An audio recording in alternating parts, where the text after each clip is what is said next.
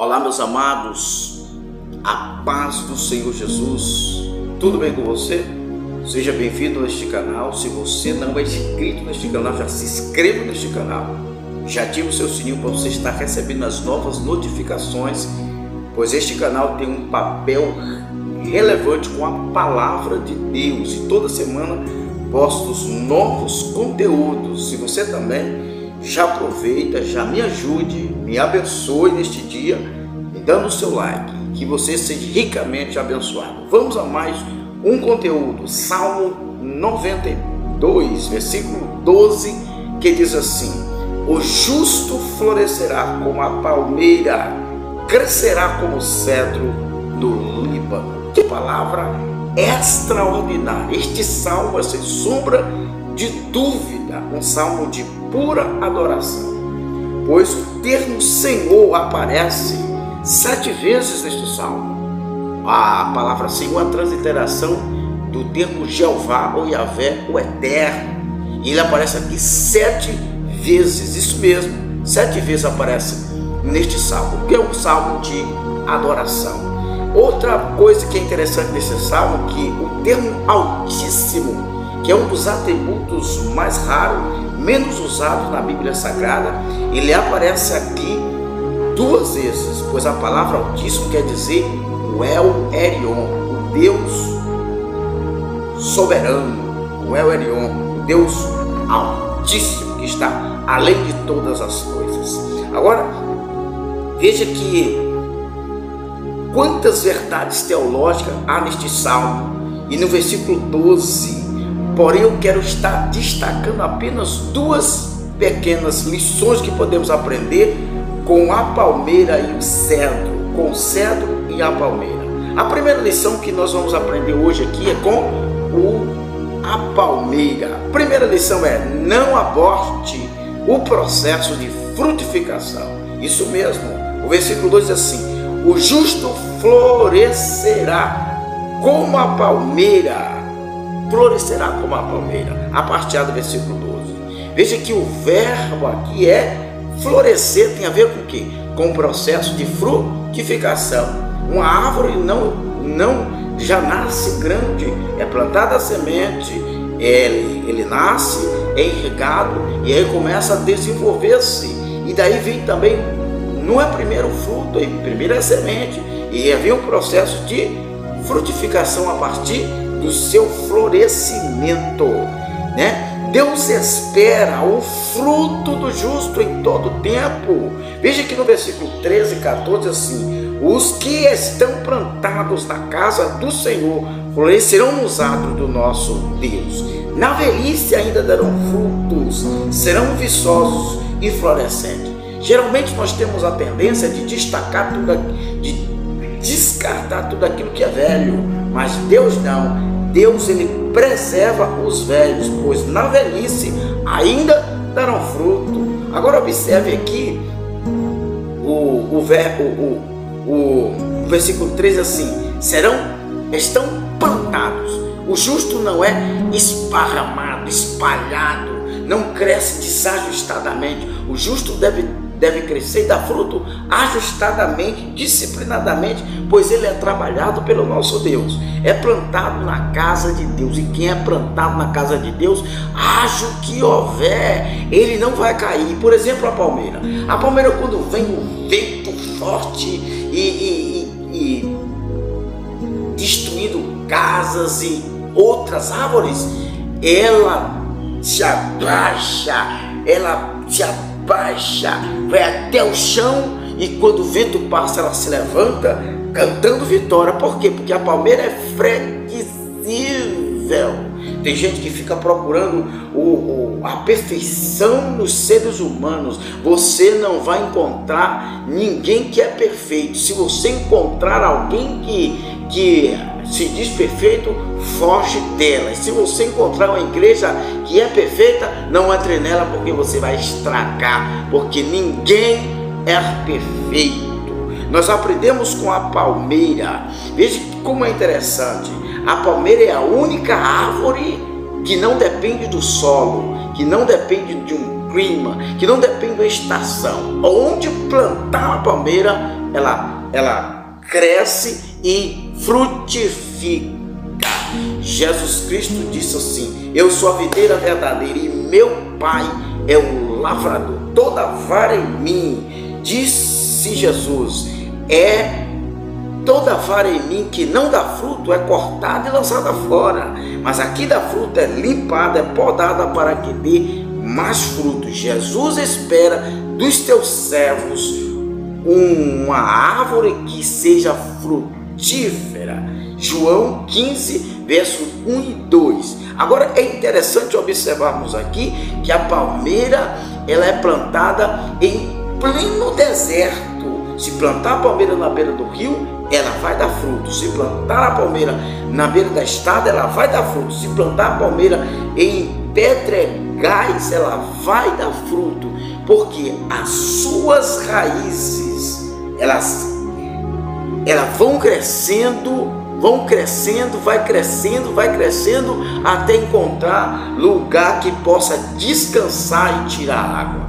E é interessante observar na palmeira que a árvore deixa de crescer, mas as suas raízes sempre estão crescendo. Outra coisa no processo da palmeira é que tudo que está nela é usado pelo ser humano.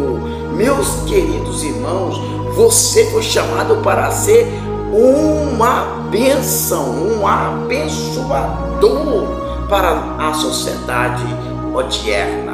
Agora, é interessante que muitas pessoas estão abortando o processo de frutificação porque pensam que a frutificação é fácil. E nós fomos chamados para darmos frutos, bons frutos, pelo Espírito Santo, espalhar o cheiro de Cristo.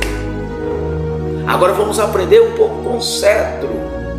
A partir do versículo 12, aprendemos com o cedro. Veja o verbo. O verbo para a palmeira é florescerá, porque a palmeira tem um crescimento mais rápido do que o cedro. O cedro, o verbo que é usado para o cedro é crescer. Crescerá como o cedro no Líbano. Muita gente chega no cedro e vê o cedro e ele pode atingir na fase adulta, na sua maioridade, 40 metros de altura.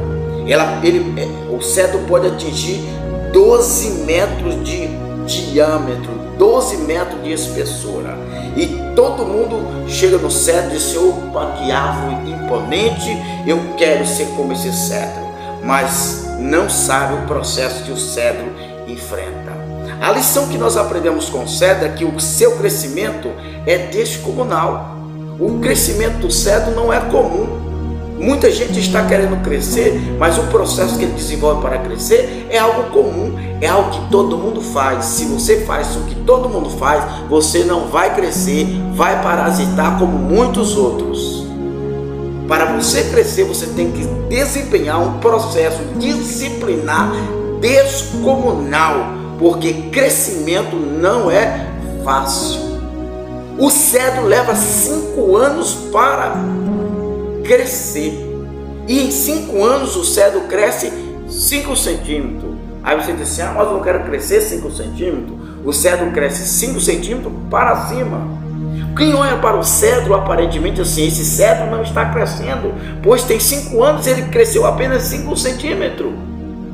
Mas quando o cedro cresce 5 centímetros para cima, ele cresceu 1,5 metros para baixo.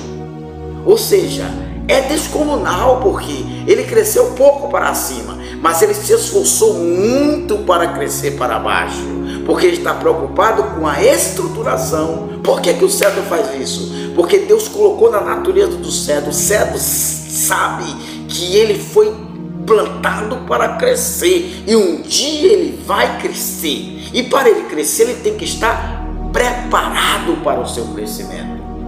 Agora é extraordinário observarmos aqui que o cedro